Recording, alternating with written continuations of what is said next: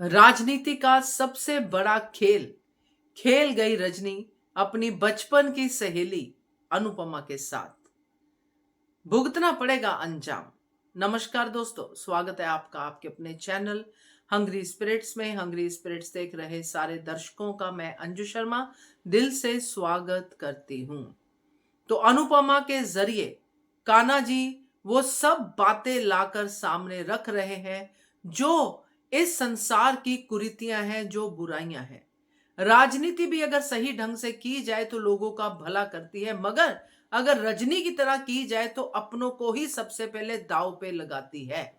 ये है वो राजनीति, ये है वो राजनेता रजनी, जो अनुपमा के जरिए पता नहीं क्या क्या करना चाहती है। तो ये पहला वार है रजनी का जो अनुपमा समझ नहीं पाई है, मगर समझेगी अनुपमा, क्योंकि जब अनुपमा की समझ में पूरी बात आ जाती है तो दुश्मन को ऐसे भगा भगा के मारती है अनुपमा की रजनी को। शायद इस बात का एहसास तब होगा जब अनुपमा ये करेगी। चलिए अभी इस खेल की बात करते हैं जो रजनी ने अनुपमा के साथ खेला है।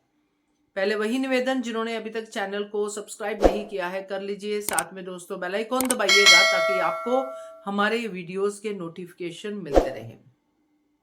राजनीति का सबसे बड़ा खेल यही होता है कि पहले कुर्सी की टांगे तोड़कर जो कुर्सी पे बैठा है अपना, उसको नीचे गिराओ, फिर गिरते को उठाओ और फिर उस पे अपना एहसान चढ़ाओ और फिर जो चाहो वो उससे मांगो।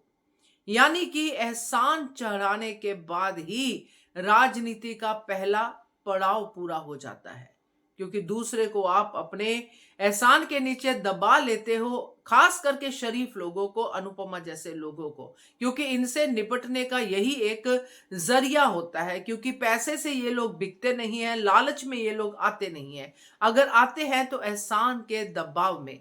और वही रजनी ने अनुपमा पे कर दिया है। अब रजनी ने अनुपमा पे ये जो एहसान किया है, इसको बिल्टअप भी तो किसी को करना था। क्या ये सब कुछ अचानक से हो गया? क्या ये सब ऐसे हुआ कि अनुपमा को लगा कि ये मेरे साथ जो हुआ है, कान्हा जी ने मेरा इम्तिहान लिया है? नहीं, कान्हा जी ने अब अनुपमा के जरिए सबको बताया है कि हमेशा आप सतर्क रहिए। क्योंकि रजनी जैसे लोग जो बचपन में मिलते हैं, बचपन की बात और होती है, जब बड़े होके मिलते हैं वो भी राजनेता बन के आपको ठगने के लिए, तो आपको वहां पे बचपन वाली सहेली को नहीं, अभी की प्रेजेंट वुमेन को देखना चाहिए, उसके बारे में जानना चाहिए। इतना बड़ा सेटअप यहाँ पे इन्वॉल्व है जिसमें रजनी बहुत सारे पैसे कमाने वाली है ये चौल को गिरा के, मगर रजनी के रास्ते में आ रही है अनुपमा। देख लिया रजनी ने, क्योंकि रजनी के पहले ही दिन की जो अनुपमा के साथ भेंट थी, उससे पहले रजनी के हाव भाव देख के समझ में आ रहा था कि रजनी क्या चीज है। मगर फिर रजनी ने अपना अच्छा रूप दिखाया, बचपन की सहेली निकल आई। हमें तो ये भ्रम हो गया कि ये देविका का सब्स्टिट्यूट तो नहीं आ गया, मगर ना भाई, देविका देविका है। ये वो करप्ट नेता बन के आई है जो अनुपमा को बर्बाद करने वाली है। मगर अनुपमा को बर्बाद करने वाले बहुत सारे आके चले गए, अल्टीमेटली खुद ही बर्बाद हुए हैं। जब भी कोई अनुपमा को बर्बाद करने आता है, वो अनुपमा का एक नया रास्ता खोल के जाता है, जो ये रजनी भी करेगी। रजनी ने यहाँ पे पूरा खेल रचा है। पहले अनुपमा को फूड पॉइजनिंग वाले इसमें फंसा दिया और फिर उन सबको लाके खड़ा कर दिया, कल्प्रिट्स को, जिनके जरिए रजनी ने यार ये सारा खेल खेला। फिर अनुपमा पे एहसान जता दिया, क्योंकि अनुपमा से प्रॉमिस लेना था कि आगे जो भी मैं मांगूंगी तुझे करना पड़ेगा। और हमें पता है रजनी मांगने वाली क्या है। रजनी मांगने वाली है वो चौल, कि तू इस रास्ते में नहीं आएगी, चौल हम देख लेंगे, तू मगर इसके ऑपोजिट खड़ी नहीं होगी। तो अनुपमा को ये वादा करना भारी पड़ेगा। बट क्या अनुपमा चौल के अगेंस्ट खड़ी नहीं होगी? यानी कि अनुपमा तो लीडर बनेगी ना इनकी। तो यहाँ पे रजनी का जो ये वादा लेना है अनुपमा से, ये तो अपनी जगह हो गया। अनुपमा इस वादे के चक्कर में काफी नुकसान भी कर जाएगी दोस्तों, मगर अल्टीमेटली अनुपमा को यही एहसास होगा कि वादा अपनी जगह पे, लोगों की भलाई अपनी जगह पे।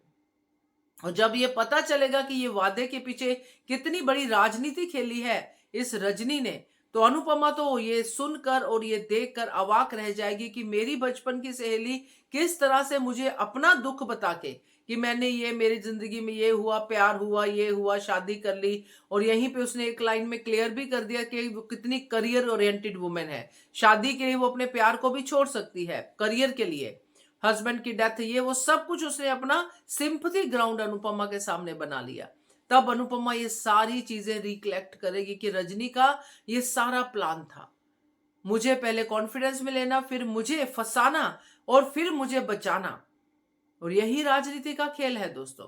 और अब रजनी जिस तरह से अब अनुपमा के सामने भोली बन के आई है, एक सहारा बन के आई है, एक एहसान दिला के उसके ऊपर जताने वाली आई है, तो वो रजनी अब अनुपमा अपने असली रूप में भी देख पाएगी। यानी कि अनुपमा को जब ये चीजें समझ में आएगी तो उसको समझ में आएगा कि ये पूरा का पूरा खेल जो है ये मेरे इर्द गिर्द बुना गया है, और इस खेल को टक्कर देने के लिए मुझे भी रजनी के बराबर आना पड़ेगा। तो हो सकता है अनुपमा किसी बड़ी पोजीशन पे आए और फिर रजनी को काटे, क्योंकि राजनीति में यह बड़ा जरूरी है कि लाइन बड़ी तो खींचनी ही पड़ेगी। अब अनुपमा जन सेविका के सामने, नगर सेविका के सामने जब खड़ी होगी तो नगर के सारे लोग अनुपमा के साथ जब खड़े होंगे तो नगर सेविका का काम ही क्या रहेगा। आज देखा हमने चौल वालों ने कैसे अनुपमा के लिए एक सेफ रास्ता बनाया कि अनुपमा को मुंह ना छुपाना पड़े, हम ही मुंह साइड पे कर लेते हैं। ये है अनुपमा की आगे की जर्नी की शुरुआत, कि ये चौल वाले अनुपमा को कितना मानते हैं। अनुपमा की एक आवाज पे ये पीछे खड़े होंगे तो रजनी की क्या औकात की अनुपमा के सामने खड़ी रहे। वादा रहा अपनी जगह पे, मगर इरादा रहा अपनी जगह पे। तो ये है अनुपमा। क्या कहते हो आप? कमेंट कीजिएगा। देखते रहिए channel hungry spirits. Thank you so much.